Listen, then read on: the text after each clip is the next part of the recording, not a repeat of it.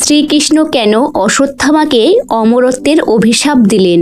কুরুক্ষেত্রের মহাযুদ্ধের অনেক আগে গুরু দ্রোণাচার্য এবং মাতা কৃপির ঘরে জন্ম নিয়েছিল এক অসামান্য শিশু। জন্মের সময় সে অশ্ব বা ঘোড়ার মতো তীব্র আওয়াজ করে কেঁদে উঠেছিল বলে তার নাম রাখা হয় অশ্বত্থামা। অশ্বত্থামা সাধারণ কোনো মানব শিশু ছিলেন না। স্বয়ং দেবাদিদেব মহাদেবের আশীর্বাদ এবং রুদ্র অবতারের এক অংশ নিয়ে তিনি পৃথিবীতে এসেছিলেন। জন্মের পর থেকেই তার কপালে জ্বলজ্বল করত এক অলৌকিক মণি। এই মণি কোনো সাধারণ রত্ন ছিল না। এই মণি ছিল অশ্বত্থামার রক্ষা কবচ। এই মণির প্রভাবে তার কোনোদিন ক্ষুধা বা তৃষ্ণা পেত না, কোনো অস্ত্র তাকে ভেদ করতে পারত না এবং কোনো রোগ ব্যাধি তাকে স্পর্শ করতে পারত না। দেবতা, দানব বা নাগ কেউই তাকে পরাজিত করতে পারত না। পিতা দ্রোণাচার্যের কাছ থেকে তিনি লাভ করেছিলেন ব্রহ্মাস্ত্রের মতো দিব্য বাণের জ্ঞান। তিনি ছিলেন এক অপরাজেয় বীর। কুরুক্ষেত্রের যুদ্ধ যখন মধ্য গগনে, তখন পাণ্ডবরা বুঝতে পারলেন যে গুরু দ্রোণাচার্যকে তলোয়ার হাতে হারানো অসম্ভব। তখন শ্রীকৃষ্ণের পরামর্শে পাণ্ডবরা এক ছলনার আশ্রয় নিলেন। ভীম অশ্বত্থামা নামের একটি হাতিকে বধ করে চিৎকার করে উঠলেন, আমি অশ্বত্থামাকে বধ করেছি। দ্রোণাচার্য বিশ্বাস করতে পারলেন না। তিনি ধর্মরাজ যুধিষ্ঠিরকে জিজ্ঞাসা করলেন। যুধিষ্ঠির বললেন, অশ্বত্থামা হত ইতি নর বা কুঞ্জর, অর্থাৎ অশ্বত্থামা নিহত হয়েছে, তবে তা মানুষ না হাতি তা জানি না। কিন্তু শ্রীকৃষ্ণ ঠিক সেই মুহূর্তে জোরে শঙ্খ বাজালেন, যার ফলে দ্রোণাচার্য কেবল অশ্বত্থামা হত কথাটি শুনতে পেলেন। পুত্রের মৃত্যুর খবরে দ্রোণাচার্য শোকাহত হয়ে অস্ত্র ত্যাগ করলেন এবং ধ্যানে বসলেন। এই সুযোগে পাঞ্চাল রাজকুমার ধৃষ্টদ্যম্নু তলোয়ারের এক কোপে দ্রোণাচার্যের মাথা ধড় থেকে আলাদা করে দিলেন। যুদ্ধের ময়দানে পিতার এই অন্যায় মৃত্যুর খবর যখন অশ্বত্থামার কানে পৌঁছল, তখন তার রক্ত টকবক করে ফুটতে লাগলো। তার চোখের সামনে তখন কেবল একটাই দৃশ্য, পাণ্ডবদের ধ্বংস। তিনি প্রতিজ্ঞা করলেন এই ছলনার চরম প্রতিশোধ তিনি নেবেন। কুরুক্ষেত্রে যুদ্ধের 18তম দিন। কৌরবদের প্রায় সবাই নিহত। দুর্যোধনের উরু ভেঙে ভীম তাকে মৃত্যুশয্যায় ফেলে রেখে গেছেন। রাতের অন্ধকারে অশ্বত্থামা, কৃপাচার্য এবং কৃতকর্মা একটি গাছের নিচে বিশ্রাম নিচ্ছিলেন। অশ্বত্থামার চোখে ঘুম নেই। হঠাৎ তিনি দেখলেন গাছের ডালে একটি পেঁচা রাতের অন্ধকারে ঘুমন্ত কাকদের ওপর আক্রমণ করে তাদের ছিন্ন ভিন্ন করে দিচ্ছে। এই দৃশ্য দেখে অশ্বত্থামার মাথায় এক ভয়ঙ্কর বুদ্ধি এলো। তিনি ভাবলেন, দিনের আলোতে পাণ্ডবদের হারানো কঠিন, কিন্তু রাতের অন্ধকারে তারা যখন ঘুমিয়ে থাকবে তখন তাদের বিনাশ করা সহজ। অশ্বত্থামা কাল ভৈরবের উপাসনা করে সোজা চলে গেলেন পাণ্ডবদের শিবিরে। সেই রাতে পাণ্ডবরা এবং শ্রীকৃষ্ণ শিবিরে ছিলেন না। তারা নদীর ধারে বিশ্রাম নিচ্ছিলেন, কিন্তু শিবিরে ঘুমিয়েছিলেন দ্রৌপদীর 5 পুত্র। ধৃষ্টদ্যম্ন এবং শিখণ্ডী অশ্বত্থামা শিবিরের ভিতরে প্রবেশ করে এক পৈশাচিক তাণ্ডব শুরু করলেন। তিনি ঘুমন্ত ধৃষ্টদ্যম্নকে পশুর মতো পিটিয়ে হত্যা করলেন। এরপর তিনি অন্ধকারে দ্রৌপদীর 5 পুত্রকে পঞ্চপাণ্ডব ভেবে তাদের মাথা কেটে ফেললেন। পুরো শিবির রক্তে ভেসে গেল। তিনি সেই কাটা মাথাগুলো নিয়ে মৃত্যুশয্যায় থাকা দুর্যোধনের কাছে গেলেন।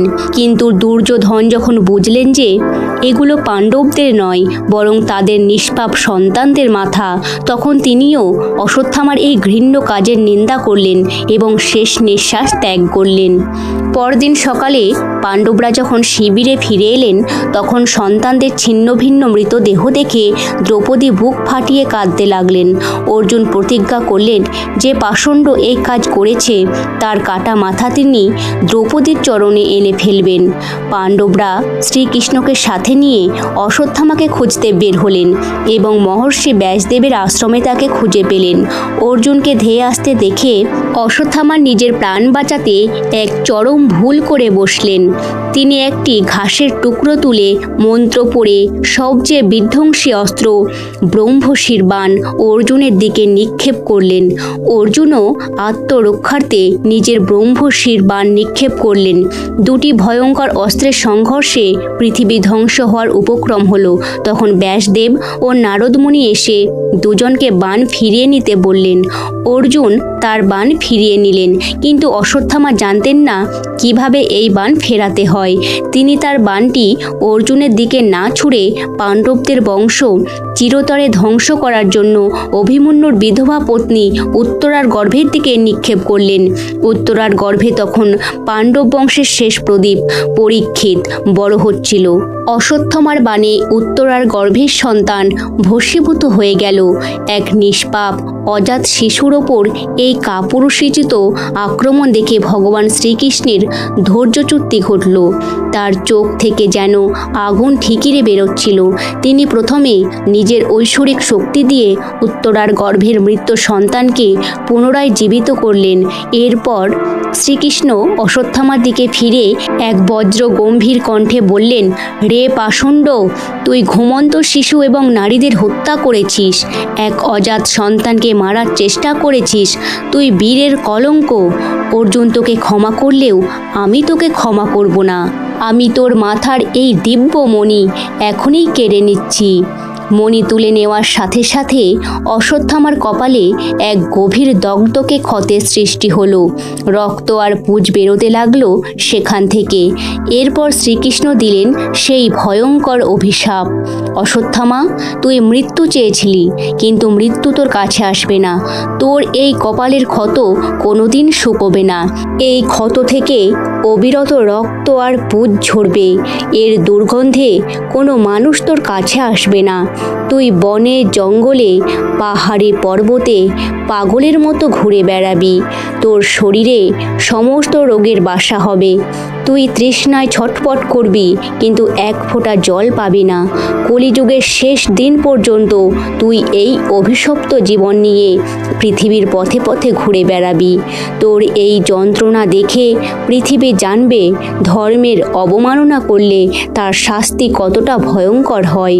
কুরুক্ষেত্র যুদ্ধের পর প্রায় 5000 বছর কেটে গেছে, কিন্তু ভারতের বিভিন্ন প্রান্তে আজও এমন কিছু গল্প শোনা যায় যা শুনলে গায়ে কাঁটা দেয়।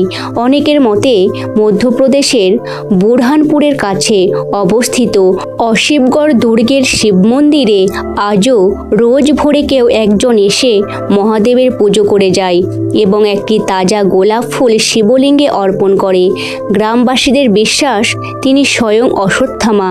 হিমালয়ের পাদদেশে বা নর্মদা নদীর তীরে এমন অনেক সাধু বা পর্যটক আছেন যারা নাকি এক দীর্ঘদেহী অদ্ভুত দর্শন মানুষকে দেখেছেন, যার কপালে এক দগ্ধকে ক্ষত আর তা থেকে রক্ত ঝরছে।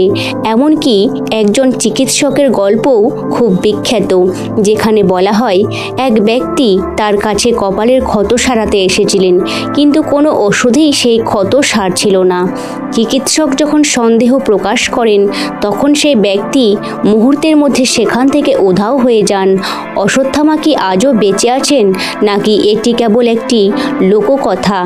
এর সঠিক উত্তর হয়তো কারো জানা নেই, কিন্তু মহাভারতের এই কাহিনী আমাদের আজও মনে করিয়ে দেয় অহংকার, প্রতিহিংসা এবং অধর্মের পথ মানুষের জন্য কতটা ধ্বংসাত্মক হতে পারে। এই রকম আরও পৌরাণিক কাহিনী জানতে আমাদের চ্যানেলটি সাবস্ক্রাইব করুন।